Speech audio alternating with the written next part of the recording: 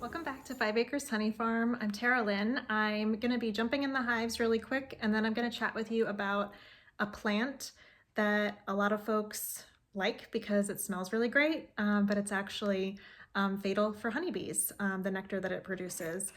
So I wanted to share a little bit about that because it is fall planting season, and it might be a plant that you want to remove or avoid spending the money and the time and effort of planting at your home. So let's jump in and take a peek at the bees. I noticed a few capped brood cells that were just in kind of random places along the side of one frame and a neighboring side of another. So I pulled out some of the larvae, mainly to see like if they were going to come out all goopy. Fortunately they weren't. And they're at different stages, like some are darker, but there's some lighter ones, so it's a little inconsistent. But I was also looking to see if there were varroa mites on them, and I don't see any. So I'm trying to figure out what kind of brood disease this might be, or if this was brood chill and then these bees just aren't being hygienic and actually cleaning out the cells.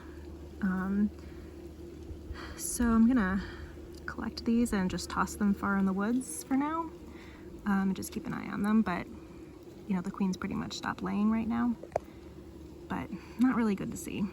But at least it's not like tons and tons of frames that look like this. It was just a few, and this is pretty much all of the ones that I saw. Right. I spoke too soon.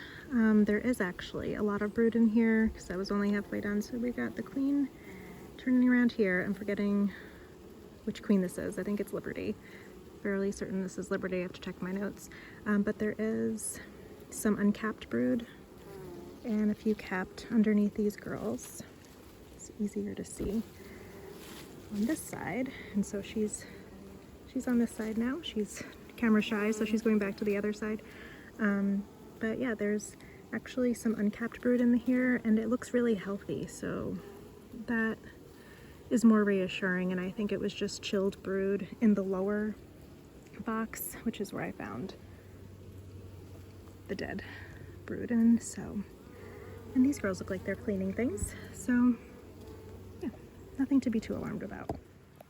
So weird to see this kind of honey and nectar collection this time of the year, but like this fresh wax, it's usually like spring into early summer, and they just keep bringing so much more in. This is what happened when I removed that box. So they are just packed to the brim, and I need to work really fast right now because I don't want robbing to happen. But I mean, look at all this honey. I could definitely take some from this colony and share it with one of the other ones I checked today. This is kind of insane. I've never seen this at this time of the year. But like right now, I will need to cut this comb out and throw it in the woods. Look at all this nectar. But I need to check this box to see if it can be removed. I made it down to the bottom box, so you can see there's still a lot of honey in here, and like this is completely full. But then I have to cut that out and throw it in the woods. But I need to check this really quick, and then I need to clean that up and get this restocked. Before I share about the plant that is native to the southern United States that is toxic to honeybees, I wanted to give a little theory about why I'm seeing such high honey production at this time of the year, you know, early moving into mid-November for my colonies. There's one colony that's pretty light, but the others are bringing in a lot of nectar. And my theory is that so many beekeepers just automatically feed their bees at this time of the year. They're giving them syrup, and they're just, you know, mixing up a bunch of, you know, cane sugar, or some beekeepers use the high fructose corn syrup. And so they're really just as a crutch, or as just part of their normal fall cycle, feeding their colonies and trying to get them to build up before winter, just to make sure they have enough, that they don't starve and all of that, that they're not giving them a chance to go out and forage. And I don't know, this is my theory, is if the colony has a feeder inside the colony, or an entrance feeder, and they're being given all that food and all that grocery shopping is being done for them, do they really have an incentive to go out and go collect everything? Like, is it kind of instilling a laziness in the colony? That's what I'm kind of thinking, because I really like to wait and see how the colonies are performing before resorting to feeding bee tea and bee syrup. So what I'm thinking is that because I don't feed my colonies, and so many area beekeepers are feeding their colonies, all of those other bees at other people's bee yards are being lazy and staying home. And so all of this nectar is out there for free. And so my bees are bringing it in. So that's my theory for why I'm seeing such high production. Don't know how to really validate that. Curious what your thoughts are, and if you've noticed similar things if you're in an area where there's a high concentration of other beekeepers and colonies. The focus of this video, other than sharing an update about fall in the Piedmont and North Carolina here with the hives, is sharing about a native plant that is toxic to honeybees, and that is Carolina Jessamine. I don't know if I'm pronouncing the Latin binomial correctly, but it is Gelsemium sempervirens. That will be in the description. I also have a blog post detailing this. There's pictures of Carolina Jessamine in that blog post, which I'll link in the description as well. And it's yellow flowers, so if you do have a flowering jasmine vine and you have white flowers, you don't really have so much to worry about. But if it has yellow flowers, that's producing a nectar that is toxic to honeybees. And it's particularly concerning because, as most folks know, honeybees practice that flower fidelity, so they're going to continue to go back to that nectar source until it's gone.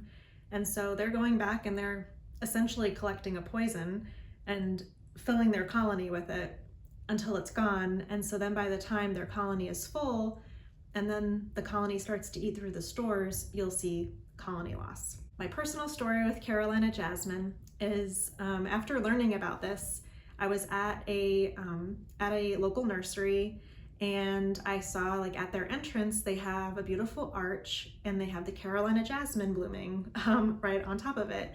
And I noticed in their different vining plant section that they had them for sale. So I asked the staff if they would be willing to put a warning sign on those plants to let folks know that it will kill honeybees. And I just thought it would be appropriate, like, if you're buying a plant, you should understand, like, if it's toxic, it actually could be toxic to your pets and to children as well.